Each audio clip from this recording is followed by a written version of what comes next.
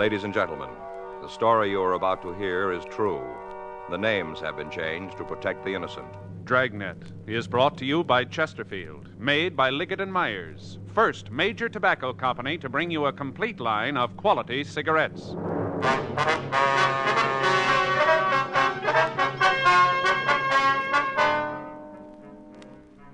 You're a detective sergeant. You're assigned a missing persons detail. You get a call that a young mother and a 9-month-old baby have disappeared. Routine investigation turns up the possibility of foul play. Your job? Find them. Today, friends, you hear these 3 words everywhere. Chesterfield's for me. The Chesterfield you smoke today is the best cigarette ever made.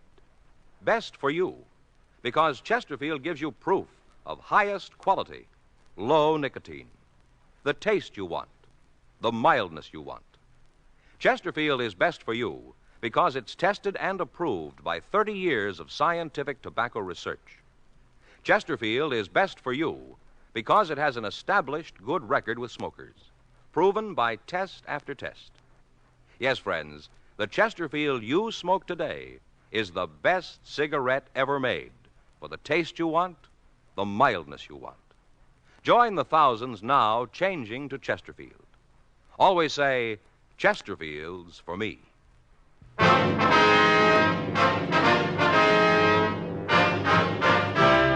Dragnet, the documented drama of an actual crime.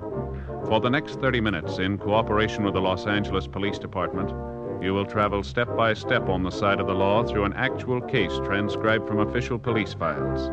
From beginning to end, from crime to punishment, Dragnet is the story of your police force in action. It was Tuesday, August 12th. It was warm in Los Angeles. We were working the day watch out of Homicide Division, missing persons detail. My partner's Frank Smith. The boss is Captain Lorman. My name's Friday. We were on our way out from the office, and it was 10:14 a.m. when we got to 1865 Malabar Street. Manager's apartment. Better try it again, huh? Yeah. Just a minute. I'm moving as fast as I can. Sounds like she's got trouble. Yeah. Yeah? Ms. Fleischer? Yeah, what do you want? Police officers, ma'am. We'd like to talk to you. Come in. I got to take care of that kid. Thank you very much. Thanks, ma'am. Sit down. I'll be right back. All right, thank you. Sounds like colic to me. All right? Yeah, sounds like colic. Wonder if she's got a hot water bottle. What? Hot water bottle. Put it on the kid's stomach. Makes him feel better. Oh. Both of ours had the colic. Pour out 3 hot water bottles. On 2 kids?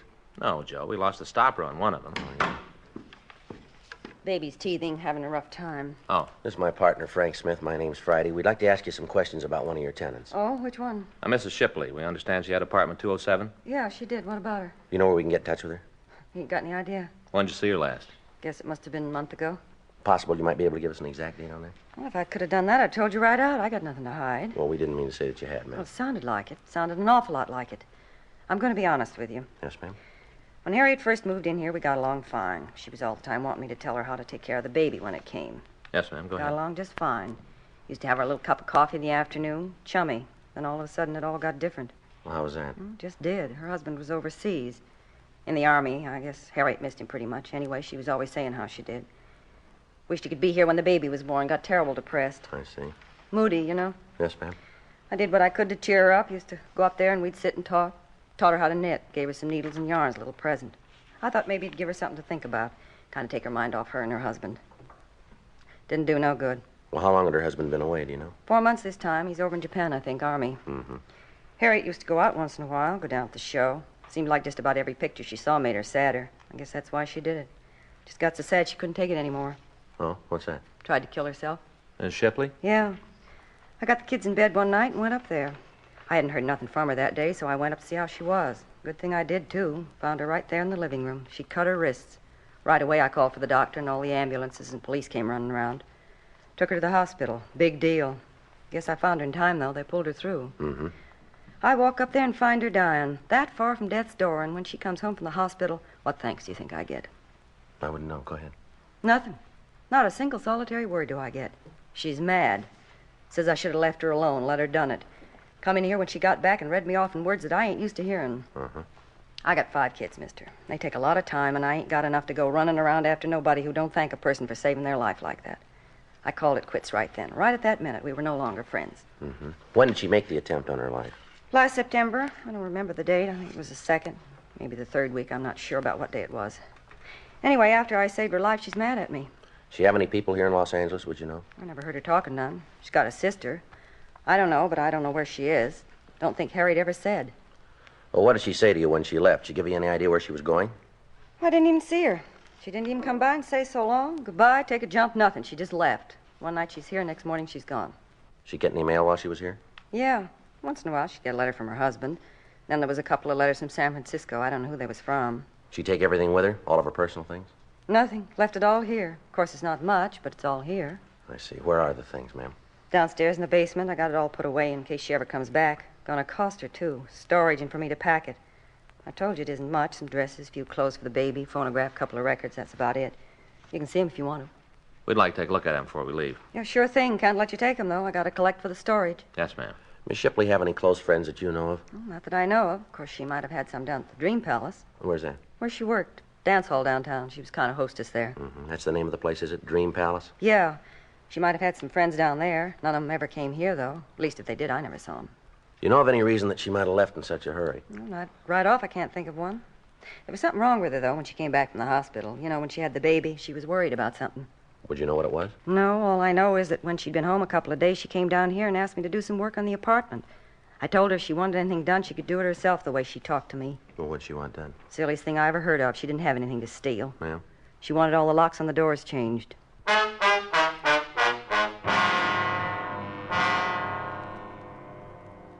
10:46 a.m. In the company of the apartment manager, Barbara Fleischer, Frank and I went down to the basement and looked through the missing woman's effects. Other than the phonograph, several cardboard boxes of used baby clothes, and cheap woman's dresses, we found nothing. There were no snapshots or letters to aid us in ascertaining where she might have gone. We asked Mrs. Fleischer to notify us in the event that she heard from the Shipley woman. We put in a call to Georgia Street Receiving Hospital and verified the story about the attempted suicide. 11:15 a.m. We checked the phone book for the address of the Dream Palace Dance Hall. It was on the second floor of a large building at the corner of 7th and Margot Streets. On the front of the building were several faded photographs of contest winners with the cups that they'd won and the name of the proprietor, Ernest Lasnik. We went upstairs. It was a large barn-like room with crepe paper birds hanging over the lights. In the rear of the place, at one of the tables, we found Lasnik. He was just eating his lunch. Mr. Lasnik? Yeah? What do you want? I'd like to ask you some questions. We're police officers. My name's Smith. It's my partner, Sergeant Friday. Hi. How are you? Don't shake hands. Got butter all over them. Sit down. Thank you. Care for a sandwich? No, thank you. No, you do go right ahead. There's all the makings, bread, butter, salami, pickles. Help yourself. No, thanks, Mr. Lasnik. You don't mind if I go ahead, huh? Bunch of kids coming in at 3:30. Like to get the place cleaned up before they get here. No, sir, you go right ahead. All right. What do you want to see me about? It's about one of your employees, sir. Yeah? Which one? Girl named Harriet Shipley. Oh, yeah, I remember. She don't work here no more. She doesn't work here anymore? No. Got any idea where she is? No, got the slightest. I ain't seen Nadine in about maybe 6 months. No, sir, you don't understand. We're inquiring about a Harriet Shipley. Yeah, I know. I told you. I ain't seen her in 6 months. What's this about Nadine? That's her club name. Oh. See, lots of girls don't like to use their real names. In case a fellow wants to get chummy away from here, it's easier if we don't know the girl's real name. Harriet used Nadine. I understand. You know, we got a bunch of them. When one of the girls leaves, we put the name back in a hat. New girl picks it. Had 14 Nadine since we opened. 27 Altheas. Yes, sir. Do you have any idea where the Shipley girl is? No. Might check her husband. He might know. We understand he was in the Army. Yeah, that's right. He is. Overseas. He should know where his wife is, though. Ask him. Well, we'll probably do that, sir. We thought maybe we could turn her up ourselves. There's been a missing report filed on her. Missing, huh? Who told it? Sir? Who told about her being missing? The report was filed by our mother-in-law. Well, I wish I could help you fellas out. Now, last time you saw the Shipley girl, she say anything about leaving town? No. Wouldn't be surprised, though. Why do you say that? Well, poor kid was scared to death. Told me she wanted to get away. Do you know what she was frightened about? Yeah, Cliff Bender. That's what she was afraid of, Cliff. Well, who's he? Well, look, I'll tell you the whole thing. Be easier that way. One favor I gotta ask you. Yes, sir? You won't tell Cliff I told you. If he come up here, he could tear the place apart easy. You gotta promise me you won't tell him. All right, sir. You go ahead. Yeah. Well, Nadine, Harriet, well, she came to work for me about 1.5 years ago. Came in and told me she'd had some experience in a dance place in the Midwest. I don't remember the name right off. Probably come to me. Yes, sir. Well, Well, I told her I'd try her, sort of probation. Yes, sir. Well, it worked out fine. End of the week, I put her on permanent. She did real well. A lot of guys got to come in just to dance with her. Wouldn't have nobody else, just Nadine. Harriet. Mm-hmm. Well, that's how she met Cliff. He come in one night, fell for her, and they started to go together. I told him I didn't like the idea of girls going out with the customers. Not good business. Didn't make any difference to them, though. They kept right on seeing each other. That's this Bender fella. Yeah. Well, anyway, one night the soldier come in. He was took right away with Nadine. Asked her for a dance. Kept buying tickets all night so as he could dance with her. Come back the next night. Same thing. All night long he danced with Nadine. That's Harriet. Yeah, that's right. Called her Nadine. I told you about it. Yes, sir. Made Cliff plenty sore, but there wasn't anything he could do about it. She wanted to be with a soldier. It wasn't too long before she told him he was going to get married. Well, word got around about that. Really made Cliff hacked. Real hacked. Yes, sir. Yeah. Well, him and the soldier, Shipley, had a fight downstairs one night after we closed. Guess Cliff waited for him and Nadine to come down. Anyway, it was a real brawl. Cops and everything. Cliff really cleaned up on the soldier. Didn't do any good, though. What do you mean? Nadine told Cliff to stay away from her. Keep far away. Told him that her and the soldier was going to get married and that they were through. She meant Cliff and her. Uh-huh. Well, the soldier and Nadine got married a couple days later, and she quit her job. Right after that, I heard he went overseas, and Cliff was around trying to break things up. Didn't do no good, though. Nadine loved the soldier, and she planned to stay with him. Yes, sir. Well, I tried to talk to Cliff, tell him to stay out of it. Leave the girl alone. What was that? I told him to leave the girl alone. I see. Mm-hmm. Didn't do any good. He was sure hacked. He said that she was his girl. Might take some time, but he'd get her for running out on him. I figured he told her that, too. That's what she was afraid of. Don't blame her. Cliff told me that, I'd believe him. What's that, sir? That he was going to kill her.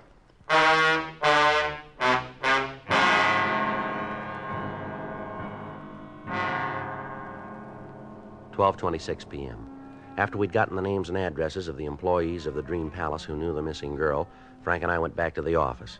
We had the names checked through the record bureau, but we found that only one of the 14 people on the list had arrest records. That one was a Cliff Bender, who'd been picked up on a charge of suspicion of burglary. However, according to the information on the report, he'd been released because of lack of evidence. We checked the log about the fight Lasnik had mentioned. We found that an FI card had been filed, but that no arrest had been made.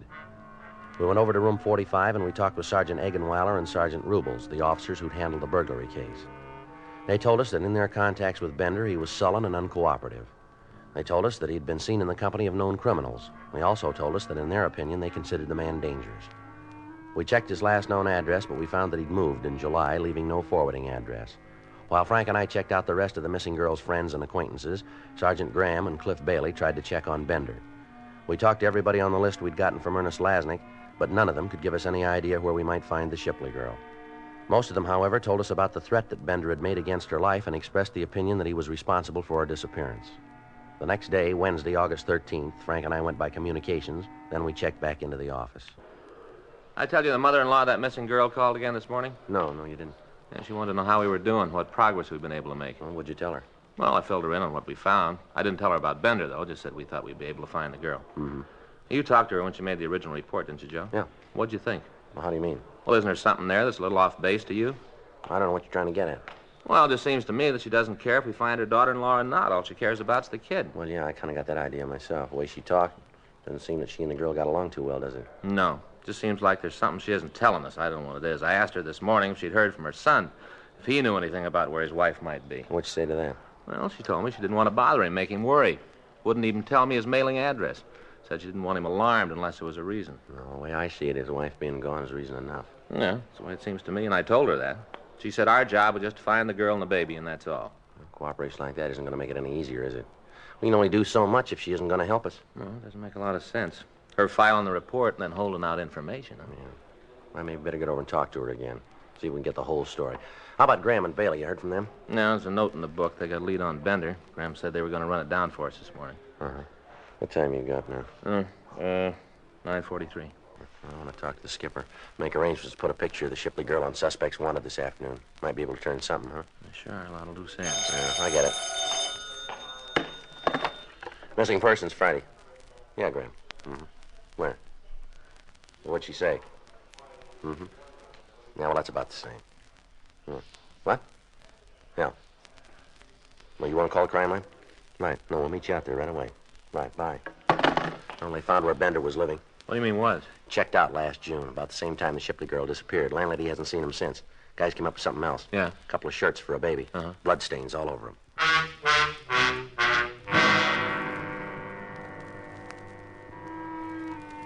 10:02 a.m. We got to the apartment where Bender had been living. The crew from the crime lab were there, and they were photographing the room and the clothing that had been found. Sergeant J. Allen told us that he'd have to run a precipitate test on the stains before he could tell whether or not they were of human origin. 10:45 a.m. They finished their investigation on the scene, and they went back to Central Station to compile the results. Frank called the office, and a local and an APB were put out on Cliff Bender, asking that he be picked up as a possible suspect. We also had his card flagged in the record bureau. We talked to the landlady of the apartment building, and she told us that Bender had left his apartment hurriedly one night about the middle of June. She was unable to tell us the exact date, but she did go on to say that she'd been getting a check for the rent each month. We asked her if she could show us either one of the checks or an envelope that it had come in. She explained that she had thrown the envelopes away and had cashed the checks. She was unable to tell us where they'd been mailed from. She said that as far as she knew, she'd never seen the Shipley girl in Bender's apartment.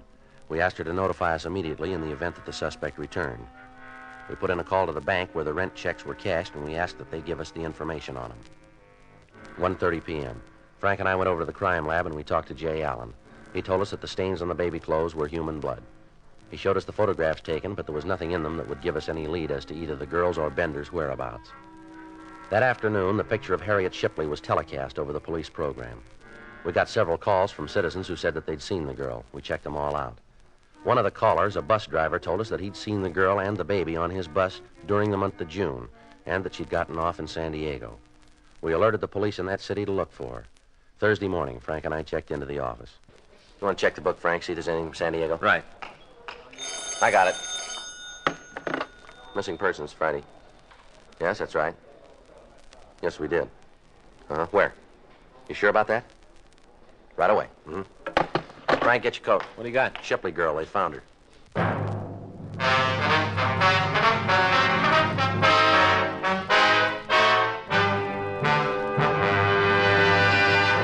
You are listening to Dragnet, the authentic story of your police force in action. Meet the Tom Harmons. You know Tom is an All-American, and now a top sports announcer. Mrs. Harmon is the motion picture and television star Elise Knox. They're typical of people everywhere who are saying, Chesterfields for me. I like regular-sized Chesterfields. Have for years. They're best for me, at least I think so, because of that Chesterfield quality. That's the way I feel about 'em, too. I've always smoked Chesterfields. Now I go for the king size. Guess I like a longer smoke. So whether you smoke regular size like Elise Knox or king size like Tom Harmon, enjoy America's most popular two-way cigarette. Chesterfields for me. You hear it everywhere. The Chesterfield you smoke today is the best cigarette ever made. For the taste you want, the mildness you want, join the thousands now changing to Chesterfield.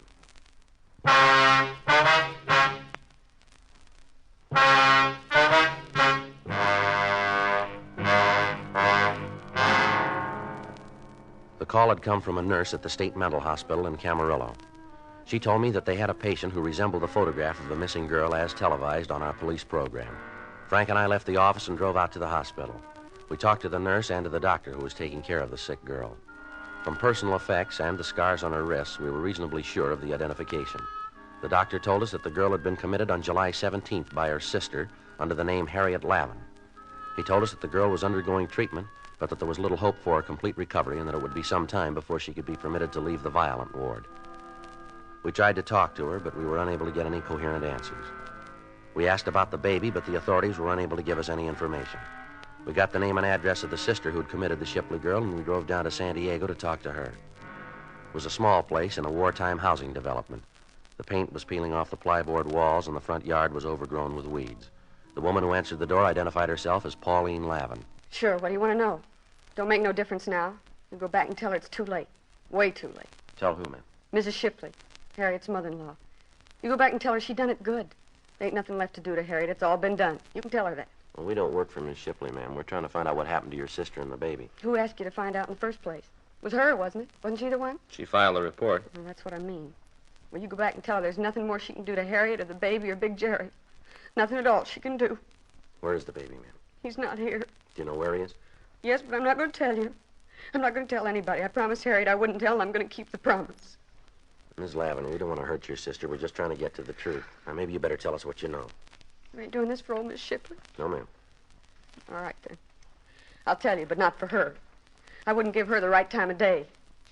She's the one that did it, the whole thing. You can lay it right at her feet. All right, you want to tell us about it? Since they got married, she's given the kids trouble. Right from the first she heard about it. Said that Harriet wasn't good enough for his son. Said Harriet was cheap. Didn't make any difference to the kids. They got married anyway. They were in love, so they got married. Mm-hmm. As soon as Big Jerry went overseas, she started on Harriet to get an annulment. All the time writing her letters telling her how cheap she was. That if she really loved Jerry, she'd get an annulment. And she found out about the baby, so she started saying how they should get a divorce. Does Harriet's husband know about this, would you know? Sure. All along he knew it. He didn't like it. Told his mother to stay out of their lives. Kept telling her, but it didn't do any good. None. Then Harriet got the wire. The one that told about Big Jerry being dead. Almost killed her. I thought it was going to. They was really in love. It isn't often you see something like them two. Real love. The kind you live, not the kind you talk about. Mm-hmm. One night, right after she got the wire, she got a phone call from San Francisco. From old Miss Shipley. She told Harriet that she was going to the court to take the baby away from her. Said she could prove Harriet wasn't a good mother and she didn't deserve to have the baby. Was Harriet living here at the time? No. Well, she'd come down every weekend, but she wasn't living here. There was a guy up in L.A. that was giving her trouble. A fella named Bender, I think. He was with her when she tried to kill herself. He ran out so he wouldn't get mixed up in it. He was always giving Harriet trouble, so she left one night to get away from him and old Mrs. Shipley. She came down here and said that she just wanted to be left alone with her baby. That's not a lot to ask, is it? Just to be left alone? No, ma'am. It was for old Mrs. Shipley. She just wouldn't let Harriet alone. Kept after her saying how she was going to take away the baby. How Harriet was an unfit mother. Kind of got on her mind. Finally, there wasn't much else she was thinking about but how to keep her baby. She went out walking one night. Took the baby with her. Rained. Rained real hard. I guess the baby took cold. Anyway, the next day he came down with a bad fever. A couple of days later, he was dead. Not even a year old, and he was dead. Mm-hmm. You want to go on? Harriet sat around for a week. Didn't say anything. Didn't do nothing, just stare at the wall. Didn't even cry. Just sat and looked at the wall. And all of a sudden, she just fell apart. I called the doctor. He said it was a breakdown and said I should have her committed. I signed the papers, and that's where she is. I went up to see her. She didn't even know me. I'm her sister, and she didn't even know me. So you just tell old Miss Shipley how she did good. You just tell her what she did to my sister. Tell her how the baby's dead, and she's finally got what she wanted, because now Harriet hasn't got the baby. Nobody's got him. Nobody's got him, nobody. Come on, Frank. Yeah.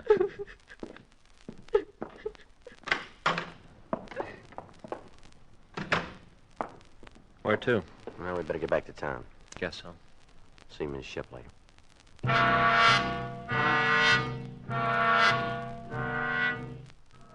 We got back to Los Angeles at 9:30 p.m. We went directly to the hotel where Mrs. Shipley was staying. The desk clerk told us that she left word that she was not to be disturbed.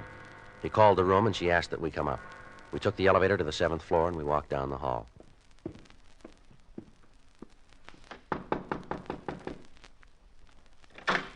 Good evening, Sergeant Friday. Officer Smith, come in. Thank you. Thank you, ma'am. We're just having a drink. May I fix you one? No, thank you. How about you, Mr. Smith? No, thank you. You don't mind if I go ahead? No, ma'am, not at all. Just sit down, and I'll be right with you. Thank you. Desk clerk said it was important. Yes, ma'am. You found my daughter-in-law? Yes, ma'am. And the baby? Where's he? Is he still with her? No, ma'am, he's not. Where is he? Your daughter-in-law's pretty sick, Miss Shipley. Oh? Yes, ma'am. She's in the state hospital up at Camarillo. Camarillo? Yes, ma'am. That's a mental hospital, isn't it? That's right. Well, I'm sorry to hear about Harriet, but I knew she wasn't very stable. Why didn't you tell us your son was dead, Mrs. Shipley? I didn't think it had any bearing on the thing. What difference does it make? You don't seem to be very interested in his wife. I'm going to be honest with you, Sergeant. I'm not. Not in the least interested in what she does or where she is. I never did feel she was the right girl for my son, never. When the baby was born, I tried to go along with it. I tried to be nice to her, and she wouldn't have it. She wouldn't even be friendly. She poisoned my son, turned him against me. She's a terrible woman. Just terrible. Whatever's happened to her is just exactly what she's got coming. Naturally, I'm sorry it's the way it is, but there's nothing I can do. All I'm interested in right now is my grandchild. I want him. And if I have to go to court to get him, then I'll do it that way. That won't be necessary, ma'am. Where is he? I'd like to go and get him now that Jerry's wife can't take care of him. He's dead, ma'am. If this is some kind of a joke that you're making up to help my daughter-in-law keep him, it won't work. It's no joke. It's the truth. He died in a hospital in San Diego. It's not right. It's not right that he's dead. She did this. Harriet. She did it to get even with me. I know she did. We're sorry, Miss Shipley. First my husband, then Jerry. I haven't got anybody. I'm all by myself. Isn't anybody in the world who cares? Nobody. No, we're sorry, Miss Shipley. I wish there was something we could do. No, you're not. You're like the rest of them. But it's Harriet. She's the one. Nobody else to consider in this mess. Just her. What about the baby?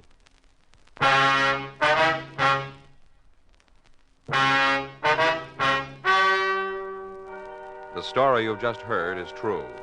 The names were changed to protect the innocent. On Thursday, August 14th, a meeting was held in the office of the Captain of Homicide, Los Angeles Police Department. In a moment, the results of that meeting. Now, here is our star, Jack Webb. Thank you, George Fenneman. You know, the Chesterfield you smoked today is the best cigarette ever made, and best for you. Now, that's a fact. And to my way of thinking, it's the very reason for you to change to Chesterfield. Try 'em either way, regular or king size. If you try 'em, I think you'll say with all of us, Chesterfield's for me.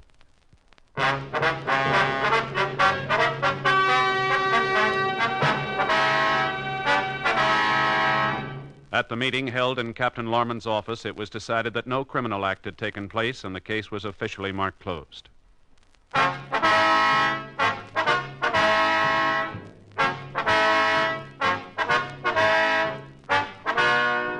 You have just heard Dragnet, a series of authentic cases from official files. Technical advice comes from the Office of Chief of Police W.H. Parker, Los Angeles Police Department. Technical advisors, Captain Jack Donahoe, Sergeant Marty Wynn, Sergeant Vance Brasher.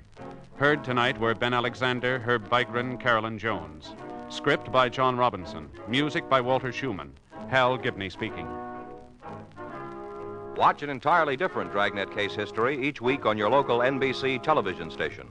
Please check your newspapers for the day and time. Chesterfield has brought you Dragnet, transcribed from Los Angeles. Filter tip smokers, this is it. L&M Filters, the one filter tip cigarette with plenty of good taste, much more flavor, much less nicotine, the right length for effective filtration. Only the L&M filter contains the miracle product alpha cellulose, the purest material for filtering cigarette smoke. Yes, this is it. As Rosalind Russell puts it, L&M filters are just what the doctor ordered. Buy L&M Filters, the light and mild smoke.